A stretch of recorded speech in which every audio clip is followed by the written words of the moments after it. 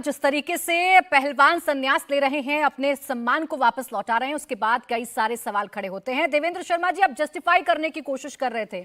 मैं तो कह रही हूं ना कि आपका पक्ष मजबूत हो सकता है, आप ठीक हो सकते हैं, लेकिन कोर्ट के फैसले का इंतजार तो कर लेते। तो इंतजार चल रहा है। अगर फेडरेशन का इलेक्शन अगर इंडियन ओलंपिक करवा रहा है और इलेक्शन हो करके कैंडिडेट जीत करके आए हैं, तो उसमें दिक्कत क्या है? किसी को प्रॉब्लम होनी नहीं चाहिए। इलेक्शन हुआ है, सुप्रीम कोर्ट ने उस पर टिप्पणी करके इसको इलेक्शन को करवाया है, क्योंकि 1 साल से इसमें रोक लगी हुई थी। हाई कोर्ट के फैसले को बदल के सुप्रीम कोर्ट ने करवाया है और इलेक्शन हुआ है, तो इसमें दिक्कत क्या? किसी को दिक्कत होनी नहीं चाहिए।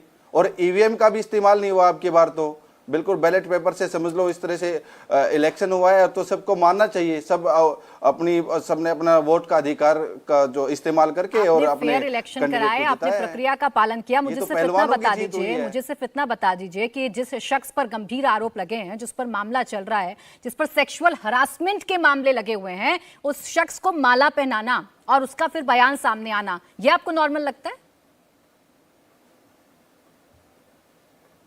प्राची जी, देखिए, आरोप लगे हैं ना, सिर्फ आरोप लगे। आप उस पे आरोप लगाने में, और आरोप अभी सुप्रीम कोर्ट ने या कोर्ट ने, किसी भी माननीय कोर्ट ने बृजभूषण जी को अभी तक दोषी तो करार नहीं दिया ना। जब तक आप कोई कोर्ट का कुछ वर्डिक्ट वगैरह नहीं आ जाता है, तो आप उनको दोषी कैसे कह सकते हैं?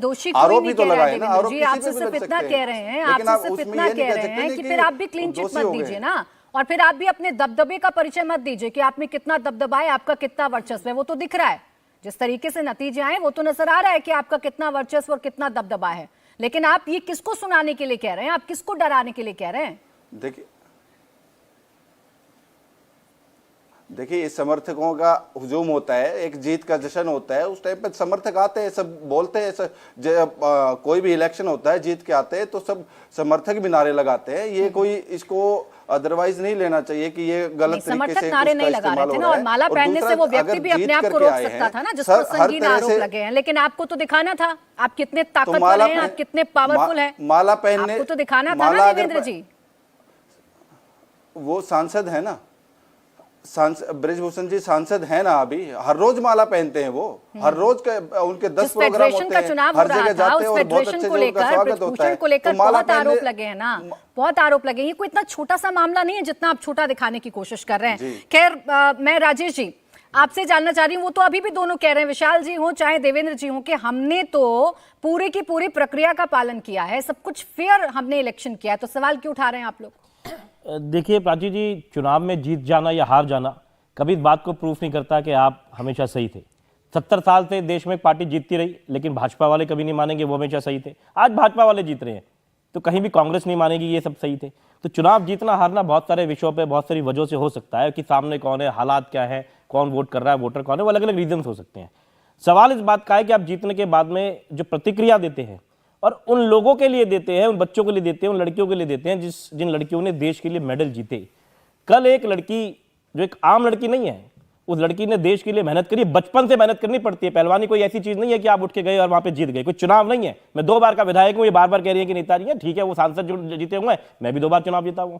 लेकिन राजनीति करना, फिर एक बार चुनाव लड़ना आसान हो सकता है, लेकिन पहलवानी बचपन से होती है, सुबह 4 बजे उठ के मेहनत करनी पड़ती है। उस लड़की ने, उस मेरी बहन ने उठा के जूते रख दिए टेबल पे कि नहीं मुझसे अब नहीं होगा, और रोने लगी, जैसा आपने कहा। तकलीफ मुझे इस बात की है क्योंकि इस पैनल के अंदर यहां पर जो खड़े हैं वो 3 महिलाएं खड़ी हैं। हम बार बार माताएं बहनें कहते हैं, देवियों की संज्ञा देते हैं, लेकिन हम उसको लड़की भी नहीं मानते, बुरा मत मानना। हम उसको लड़की भी मानने को तैयार नहीं, इंसान मानने को तैयार नहीं है। बहन कह देंगे, बेटी कह देंगे, सब कह देंगे, लक्ष्मी बनाने की कोशिश करेंगे, अरे लड़की मान लो। आप जो बार बार कह रहे हो, आपने बेशर्म कह दिया कि एंकर को, अरे मैं भी एंकर के साथ में कभी भी कहता हूं, मैं उनकी बातों से इत्तेफाक नहीं रखता, मैं आपकी सब बातों को जरूरी नहीं है पसंद कर लूं, लेकिन उसको बेशर्म नहीं कहना चाहिए। और ये सबसे बड़ी दिक्कत पुरुषों को आती है, जो ये अल्फा मेल आजकल जो चल रहा है। अरे आप हमारे बारे में सोचिए सर, आपने इस बात को कह दिया।